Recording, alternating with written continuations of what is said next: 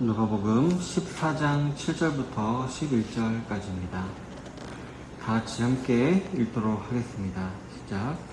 청함을 받은 사람이 높은 자리 택함을 보시고 그들에게 비유로 말씀하여 이르시되 내가 누구에게나 혼인잔치에 청함을 받았을 때에 높은 자리에 앉지 말라. 그렇지 않으면 너보다 더 높은 사람이 청함을 받은 경우에 너와 그를 청한 자가 와서 너더러 이 사람에게 자리를 내주라 하리니 그때에 내가 부끄러워 끝자리로 가게 되리라. 청함을 받았을 때에 차라리 가서 끝자리에 앉으라. 그러면 너를 청한 자가 와서 너더러 버시어 올라 앉으라 하리니 그때야 함께 앉은 모든 사람 앞에서 영광이 있으리라. 무릇 자기를 높이는 자는 낮아지고 자기를 낮추는 자는 높아지리라. 아멘. 오늘은 본문을 중심으로 해서 낮은 자리라는 제목으로 하나님 말씀을 나누기를 원합니다. 오늘 본문은 어느 잔치집에서 예수님께서 하신 말씀입니다. 예수님께서는 잔치집에 초청을 받은 사람들이 높은 자리에 앉는 것을 보시고 비유로 말씀하신 것입니다. 성도 여러분, 솔직히 누구나 높은 자리에 다 앉고 싶어 할 것입니다. 왜냐하면 일반적으로 높은 자리에 앉는 것을 사람들은 영광스럽게 생각하기 때문입니다. 유대인들 역시 서로 높은 자리를 앉기를 탐하였습니다. 특히 오늘 본문에서는 직접적으로 언급하고 있지는 않지만 그 당시 예수님으로부터 많은 책망을 받았던 서기관들과 바리새인들이 특히 그러하였습니다. 마태복음 23장 2절에 보면 이들은 할 수만 있으면 모세의 자리에 앉는 것을 좋아했다라고 기록이 되어 있는데요. 모세의 자리는 회당에서 가장 상석을 의미하는 것이었습니다. 그러나 예수님께서는 오늘 어떻게 말씀하겠습니까? 높은 자리에 앉지 말라라고 하십니다. 왜냐하면 높은 자리가 항상 좋은 자리는 아니기 때문이었습니다. 그래서 예수님께서는 청함을 받았을 때 차라리 끝자리에 가서 앉으라라고 권면하십니다. 높은 자리 대신 낮은 자리를 택하라고 가르쳐 주신 것입니다. 그렇다면 예수님은 왜 낮은 자리에 앉으라고 말씀을 하셨던 것일까요? 첫 번째로 높은 자리는 탐하는 사람들이 많이 있기 때문입니다. 본문 7절에 보면 청함을 받은 사람들이 높은 자리 택함을 보시고 그들에게 비유로 말씀하여 이르시되 라고 했습니다. 본문에 보면 청함을 받은 사람들이 이도저도 다 높은 자리를 택하였음이 기록이 되어 있습니다. 그도 그럴 것이 이 청함을 받은 사람은 자기가 오고 싶어서 온 것이 아니라 초청을 받아서 온 것이기 때문에 나는 당연히 이 자리에 앉을 자격이 있어 라고 여겼던 것이었습니다. 즉 자신을 특별하게 여긴 것이었습니다. 성도 여러분, 우리 사람이 살아가면서 갖춰야 될 가장 중요한 덕목 중에 하나가 겸손이라는 것은 누구나가 다 인정하는 사실입니다.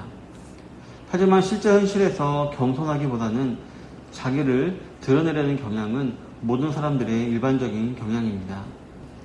낮은 자리에 앉아서 남을 섬기기보다는 높은 자리에 올라 대접을 받고 싶은 게 모든 사람들의 본성인 것입니다. 그런데 이는 특수한 현상이 아니라 보편적인 현상으로서 언제까지나 계속될 것입니다. 그리고 잘 아시다시피 예수님의 제자들 역시 이러한 사상을 가지고 있었습니다. 그래서 예수님께서는 마태복음 20장 27절에서 그러한 제자들을 향하여서 으뜸이 되고자 하는 자는 종이 되어야 한다라고 가르쳐 주셨던 것이었습니다. 즉 예수님께서는 낮은 자리를 선택하는 것이 성숙한 성도의 자세다라고 말씀하셨던 것이었습니다. 높은 자리를 탐하기보다는 겸손과 섬김의 자리에 앉으라는 말씀입니다. 성도 여러분, 오늘 방금 읽었던 마태복음에 으뜸이 되고자 하는 자는 종이 되어야 한다라는 말씀은 상당히 역설적인 가르침입니다. 세상 그 누구도 종을 으뜸이다라고 생각하는 자들은 없기 때문입니다. 누구나가 다 리더의 자리에서 남들을 이끄는 것이 으뜸이라고 생각하는 것입니다. 물론 예전에 섬김의 리더십이라는 개념이 유행을 한 적이 있긴 하지만 이 역시 말로만 있는 단어지 실제로는 찾아보기도 힘들고 또 가능해 보이지도 않는 것입니다. 또 예수님의 가르침은 정말 허무맹랑한, 즉 세상의 생각을 완전히 뒤집어 놓는 그런 가르침인 것입니다. 그런데 이러한 섬김의 리더십을 실제로 실천하신 분이 누구십니까? 바로 예수님이십니다. 그리고 그 예수님은 이러한 생각을 실천하심으로써 이 세상을 이기신 분이십니다. 따라서 저와 여러분들은 이러한 예수님의 가르침, 말과 행동으로 보여준 가르침을 따라서 우리는 겸손을 실천하며 높은 자리를 좋아하기보다는 섬기는 낮은 자리에 거하기를 즐겨해야 할 것입니다. 부디 이처럼 죽기까지 낮아지셨던 예수님의 겸손, 그 예수님을 닮기를 힘쓰며 예수님이 받은 영광에도 참여하게 되시는 모든 성도님들이 다 되시기를 바라겠습니다. 두 번째로 우리는 왜 낮은 자리에 앉아야 되는 것일까요? 바로 높은 자리에는 부끄러움이 따라오기 때문입니다. 8절로 9절에 보면 내가 누구에게나 혼인잔치에 청함을 받았을 때에 높은 자리에 앉지 말라. 그렇지 않으면 너보다 더 높은 사람이 청함을 받은 경우에 너와 그를 청한 자가 와서 너더러 이 사람에게 자리를 내주라 하리니 그때에 네가 부끄러워 끝자리로 가게 되리라 라고 했습니다. 오늘 읽었던 본문에는 참으로 민망한 장면이 기록이 되어 있습니다.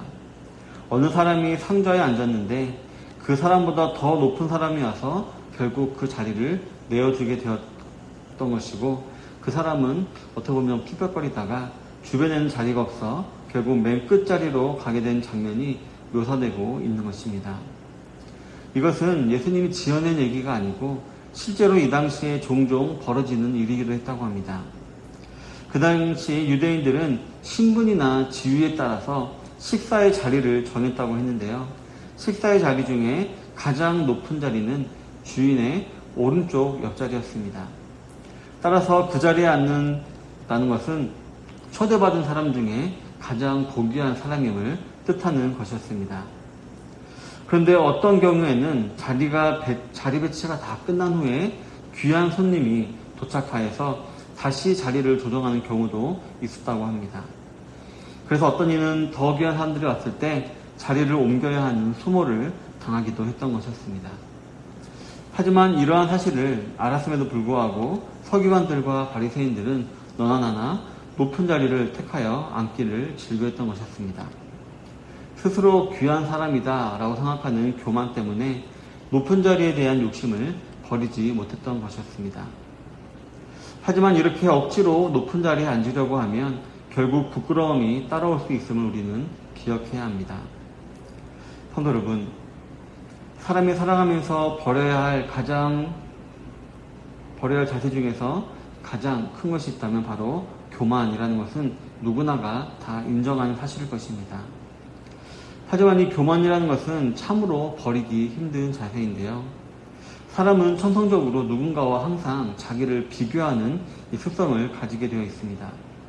그리고 그러한 비교에 앞서서 자신보다 하등하다라고 여겨진 사람이 있다면 그 사람이 마땅히 자기를 섬겨주어야 하고 인정과 찬사를 받아야만 한다라고 생각하는 경향이 참 많이 있기 때문입니다. 그리고 이러한 경향은 잘못되었다라는 것을 알면서도 남에게 무시당하는 것은 견디기 힘든 것이기 때문에 은연중에 자기를 드러내게 되어 있고 이러한 것들은 결국 교만으로 발전되게 되어 있는 것입니다. 그래서 정말 좀 오래된 얘기지만 우리나라에도 갑을 논쟁이라는 것이 예전에 좀 유명했었잖아요. 그래서 그러면 좋습니다. 하지만 우리가 참 기억해야 될 것이 있다면 이러한 교만한 자세를 우리가 버리지 못한다면 결국 더 큰 부끄러움을 당할 때가 분명히 온다는 것입니다. 성경에서도 교만은 패망의 선봉이요 라고 했습니다. 계속해서 교만한 사람은 결국 심판의 날에 영원한 부끄러움을 당하게 되는 것입니다. 이런 사실을 꼭 기억하시고 영원한 부끄러움을 가져오는 교만, 즉 높은 자리에 앉는 좋아하는 그런 마음을 버리게 되시는 모든 성도님들이 되시기를 바라겠습니다. 세 번째로 우리는 왜 낮은 자리에 앉아야 되는 것일까요? 바로 낮은 자리를 찾을 때 영광이 있기 때문입니다. 10절에 보면 청함을 받았을 때에 차라리 가서 끝자리에 앉으라. 그러면 너를 청한 자가 와서 너더러 버시어 올라와 앉으라 하리니 그때에야 함께 앉은 모든 사람 앞에서 영광이 있으리라 라고 했습니다. 오늘 본문은 참 흐뭇한 내용이 기록이 되어 있습니다. 우리가 겸손히 자기를 낮추고 남을 섬기려 할 때에 누군가가 분명히 그 사실을 알아주고 또 남들에게도 알려주어서 자연스럽게 우리의 겸손이 드러나게 되어 남들에게 칭송을 받게 된다. 그리고 그 장면이 지금 본문에 묘사가 되어 있는 것입니다. 잘 아시다시피 끝자리는 가장 낮은 사람의 자리입니다.